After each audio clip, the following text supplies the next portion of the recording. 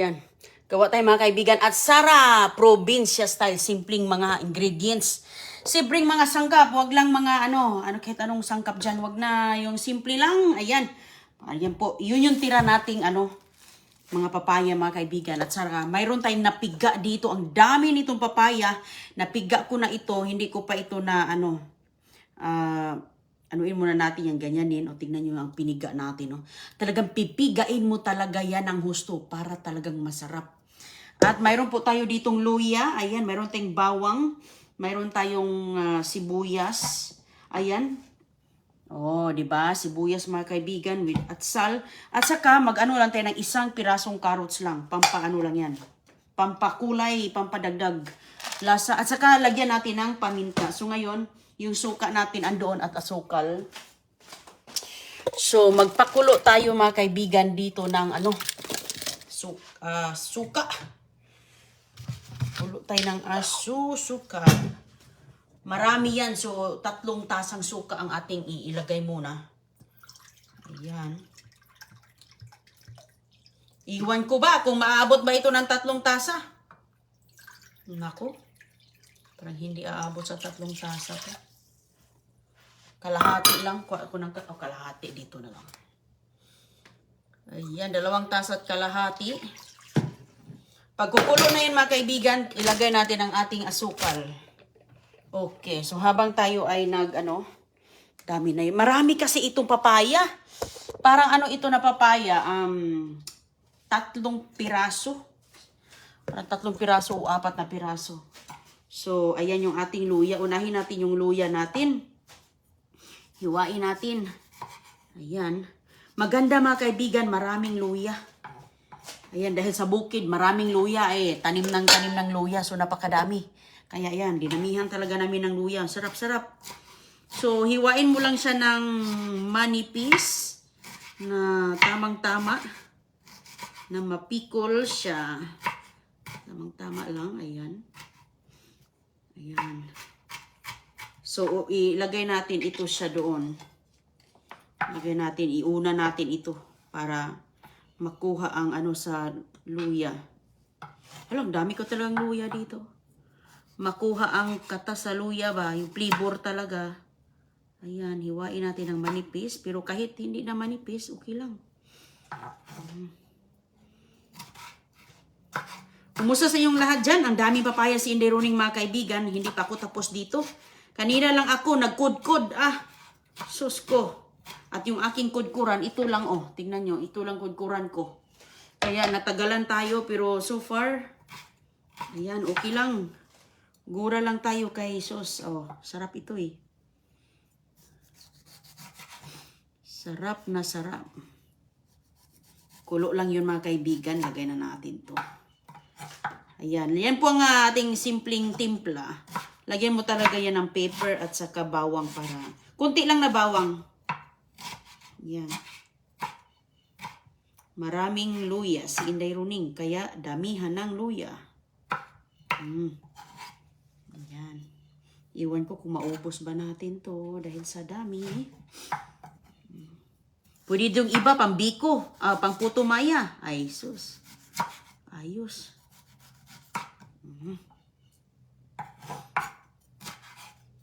Maganda yan papaya, pampano yan Super healthy yan. Dami pa ko dito mga kaibigang mga tira. Pang natin yung gulay ba. Napaka-healthy yan. Healthy papaya. Susala. Ang ganda din ng ating luya dahil kulay, ma-juicy ang luya na to.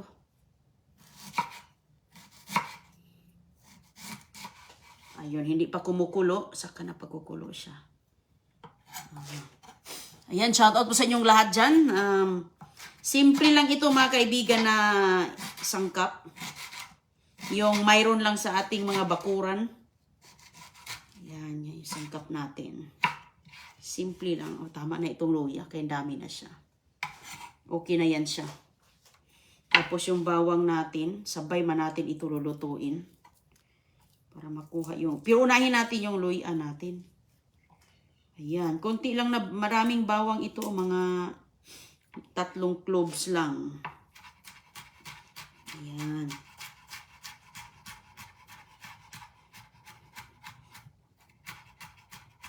Ayan mga kaibigan, 3 lang.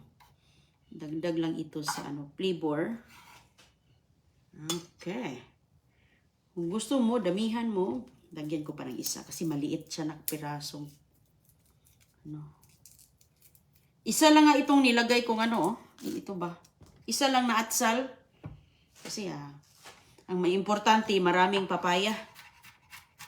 At luya. Ayan, nakagawa si Deroning kay tulog si CG. Kaya bilisan natin. Ito, hindi na yan. Mamaya na naman ito. Ayan mga kaibigan, nagsisimula na.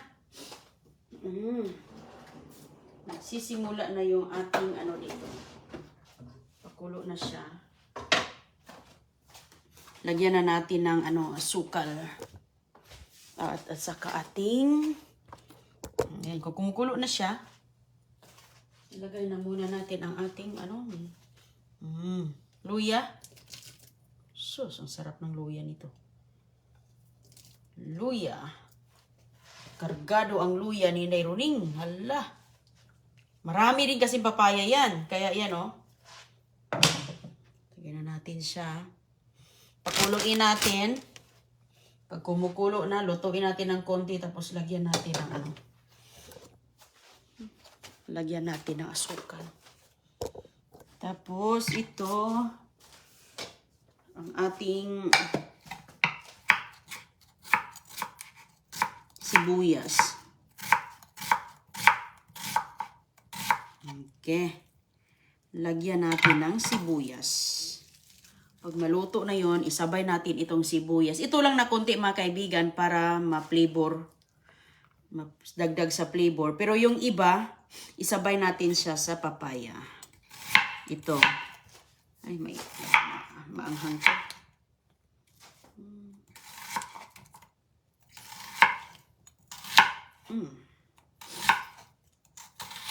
Ay, maanghang sa mata. Hello po sa inyong lahat. Kumusta?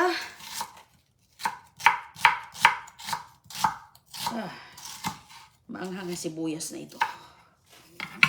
So, ayan.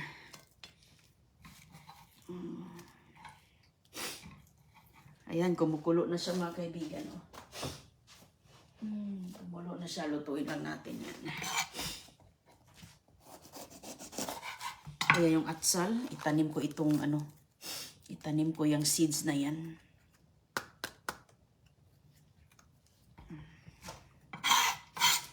Ay, napakaanghang. Anghang na yan. Hello po sa inyo dyan. Anong mga niluluto ninyo? Sabay nyo si Deroning magluto ng atsara ba? Okay.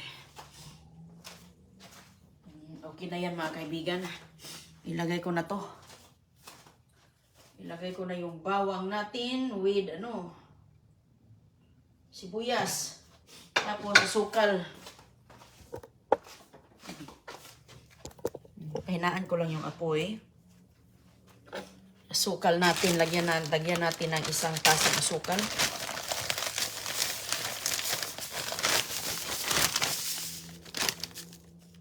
Isang tasang asukal mga kaibigan. Kapag kulang pa, dagdag pa natin. Pakuluan lang natin siya. Pagkatapos kumulo, ayan, dagdag natin yung ating atsal. Naghiwa pa kasi. Naghiwa pa. At saka, ayan, sunod natin ito. Kasi piko lang to naman eh. Nipisa natin. Ayan, shoutout sa inyo Dan, sa mga kaibigan natin sa abroad. Alam kong namimiss talaga ito sa mga kababayan natin sa abroad. Mahal ang papaya sa abroad, mga kaibigan. Nako, mahal ang papaya sa abroad. Magkaatsara ka man, pero kulang na kulang. Mabuti nga lang si Deroning, mayroon ditong tanim. Nipisan ko lang kasi nag-iisa lang siya eh. Hindi pa kumukulo.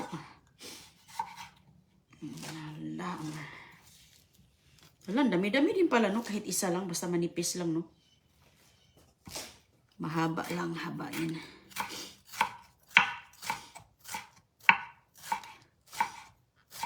Kanina lang ako gumagawa nito. Maano din to mga kaibigan, lalo na pag marami, matrabaho din siya. Natagalan ako sa pagkudkod kasi lalo na yung kudkuran ko. Hindi masyadong matalas, tamang-tama lang. At saka maliit lang kasi siya yung papaya, bilog-bilog. Kaya, tapos pinipiga mo pa, kailangan mo talagang pigain niya ng husto. No? Pigain mo talaga ng maganda. Like walang katas na matitira. Bebaran mo muna ng asin, yes. So, hindi na natin yan dalagyan ng asin kasi may asin na ito. Binabad na yan mga kaibigan. Oh. So, ayan. Kunti lang no, tingnan. Pero sus ko, napakadami nitong papaya. Hindi ko pa kasi siya na ganyan. Oh. Tingnan nyo mga kaibigan. Talagang nanipis. Oh, naging manipis. Ayan siya. Tikman muna natin yan kung tamang-tama na ba, wala na bang asim. Kasi maasim naman yan. Sukang maasim pa naman yung suka ni Inday Runing. Ano yan eh? Dato puti. Galing Pilipinas. Oh. Ayan, ganyanin muna natin siya. Ay, grabe oh. Talagang tuyong-tuyo. Piniga ng husto. Ganda talaga pigian ng husto. Kanina umaapaw ito dito. Pag piniga ko, parang 1/4 na lang. Apaw na apaw ito kanina dito eh. Kasi marami itong papaya, parang 3 o 4. Hindi ko binilang mga kaibigan. Kudkod lang ng kudkod ako kasi gusto ko nga matapos bago gigising si CG. Ayan. Tikman natin, tapos lagyan natin ng paper. Paminta. Ayan. Wow, at Sara ni Inday Runing. Watching si Ma'am sa California. Bisaya si Ma'am Baby. Taga Cagayan de Oro. Ma'am, mag-atsara tayo, Ma'am. Kay maganda ito, Ma'am, sa piniritong isda. Dadalhin ko ito, Ma'am, sa Virginia. Dadalhin ko ito. Alam mo naman ako, Ma'am, pag alis ko dito, mga preskong pasalubong.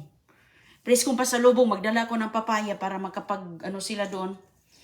Makapagluto ng tinulang manok with papaya at saka magdala ko ng malunggay at saka atsara. Ito yung pasalubong ko. Ito yung dadalhin ko kasi magpunta ako doon. Okay. Kaya nagluluto na ako ngayon kasi bukas, ayan, nakasan natin. Kasi bukas po, ako. Ano ba gagawin ko bukas? Maghimay ako ng malunggay. Okay, tikman ko muna.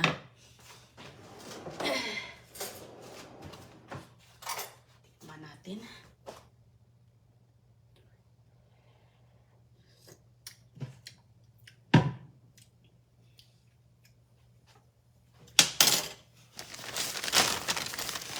Kulang pa ng asukal. Nalasahan ko pa yung asim. Maasim talaga itong suka na to, bay. Kulang pa ata ito ng suka. Ay, tingnan natin. Okay na to. Okay na to. 2 at kalahati. Ayan. Lagay ko na ito mga kaibigan. Lagay na natin ang ating atsyal. Atsyal natin. Ayan. Tapos, ibabad na natin ito pag kumukulo siya.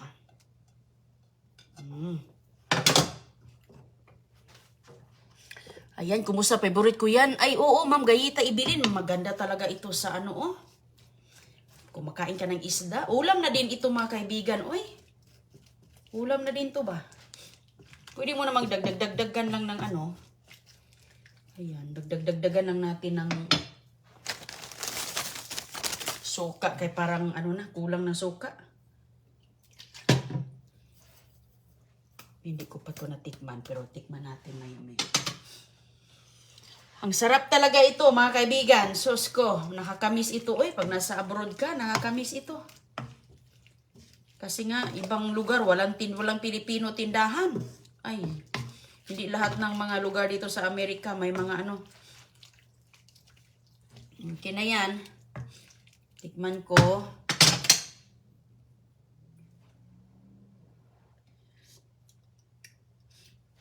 Hala, ang sarap na niya, oh. Ang sarap na ba?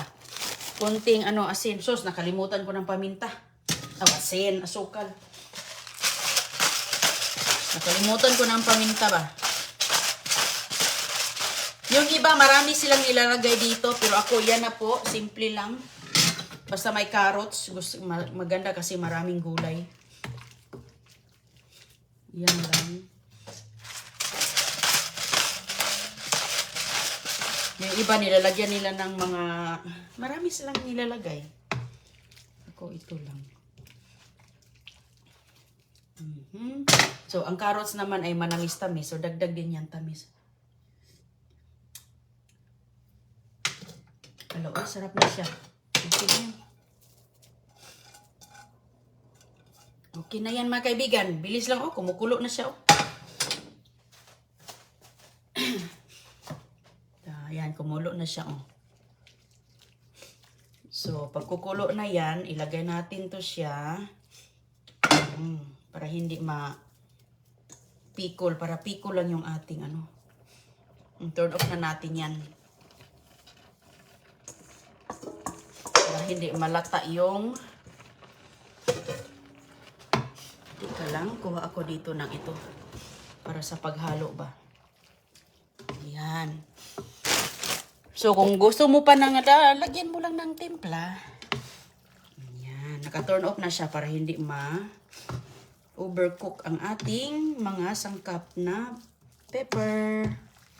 Ayan. Dadami po siya, mga kaibigan, kapag mabasa. So, mabasa siya. Yan na po ang nagbibigay ng lasa sa kanya, yung ating sabaw ba. Ayan. Wala na akong nakalimutan. Oh. Hindi ko na siya lalagyan ng mga... Ano ba yung iba raisin eh. Nilagyan nila. Okay na. Tamang-tama lang din pala. Okay na okay. Tamang-tama lang. Oy. Yan.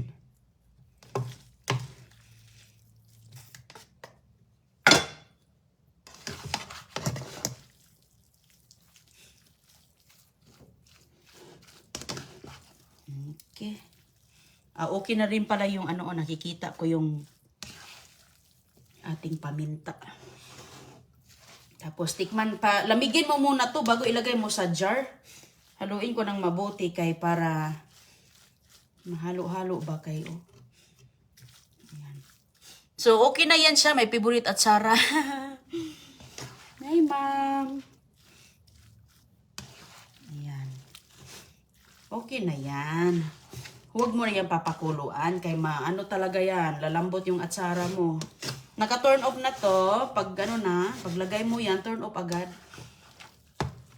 Ayan, para hindi lalambot ang papaya. Hilaw pa rin ang papaya. Tapos, pag malagay na natin sa ating sangkap, sa suka, pikol na ang resulta. Maluluto siya sa basuka. Ayan. Mayroon naman akong dito. Ang sarap naman yan, Inday Roning. Thank you, ma'am. Ma'am Annalie, Ma'am Maria Judith, Antigi.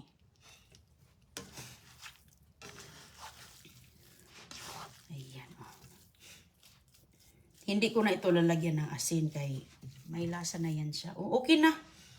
Okay na yung atsara natin. Tikman natin. With carrots at saka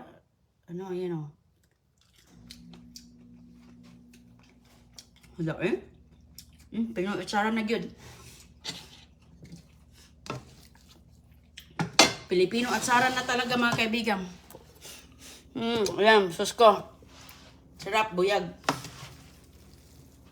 Palamigin natin to. Ilagay ko ito sa jar, pero saka na pag malamig na, ayan.